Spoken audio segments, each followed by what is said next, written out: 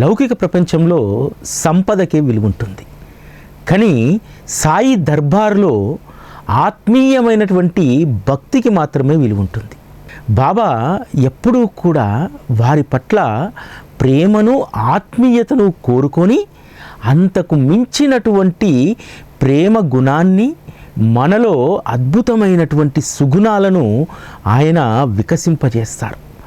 అందువల్ల బాబా మార్గంలో ఎప్పుడూ కూడా సంపదకు ఆర్భాటానికి తావు ఉండదు. నేను చాలా సందర్భాల్లో చెప్తూ ఉంటాను.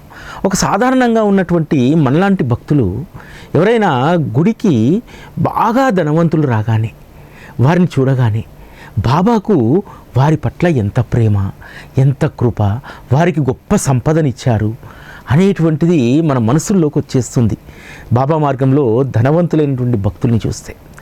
కానీ నిజానికి సంపద కలిగినటువంటి భక్తి కంటే కూడా ఆత్మీయమైనటువంటి భక్తి, ఎవరైతే నిజంగా వారిని ప్రాణప్రదంగా ప్రేమిస్తారో అటువంటి భక్తుల పట్ల మాత్రమే బాబాకు అమితమైనటువంటి ప్రేమ ఉంటుంది.